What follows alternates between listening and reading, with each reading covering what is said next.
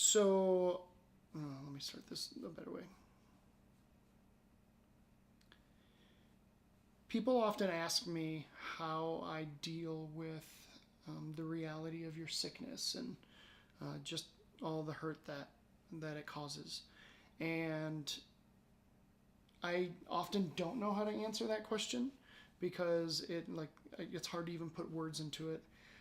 There is a story in John chapter 9 that gives me a lot of hope, because people will, follow up with, like, well, why do you think this thing exists? I had someone the other day ask me if there was a lot of generational sin that has caused this. And I was like, yeah, I don't know. So the story in John chapter 9 talks about Jesus walking down the road with his disciples, and they come across a blind man, a man who's been blind since birth.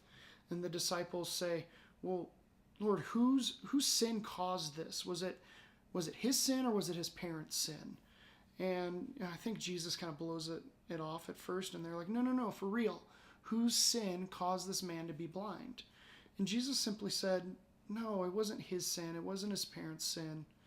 The reason he's blind is so that the power of God may be on display through him. And that story right there, and how that man gets healed, and how he uses that story to really start a revolution in that area. People wanted to be close to Jesus and wanted to know all about him. And I think about that when it comes to this. It's not fair that you have this sickness, this illness, this disease. I hate it. I would trade it for anything. But in a lot of ways, the power of God has been on display through you, through us, through the circumstance. And I'm so glad that we have this opportunity to finally share our stories so that the power of God might be on display to a bigger section of people. Absolutely. Well, and people say, like, oh, did God do this for that? And I will say, well, no, we live in a fallen world, and so we have broken bodies. And yes, there is generational sin, but that's a whole other part of the story.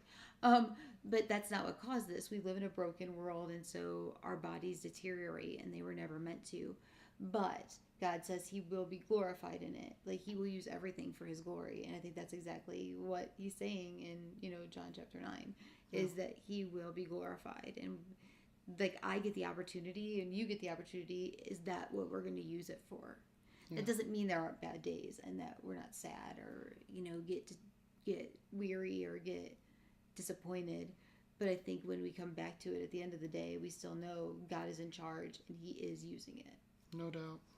So that gives me a lot of encouragement that I know that he's going to use this, and I don't know. It's exciting. We're just kind of along for the ride, and he's provided in amazing ways.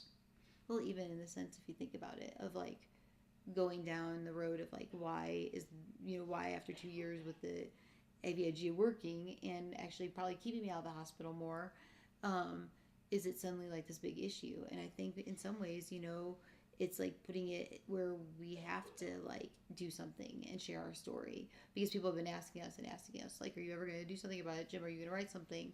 Yeah. And I think we were scared to do that. We also didn't want to be like, oh, look at us, and get prideful. Yeah. Oh, we're so shiny. But I think now, it's like, okay, we got to do something. And God's like, okay, yeah. And I'm going to use it for my glory. Yeah. Because it's his, it's not ours. Yeah, that's right. He's got us all this. Love that.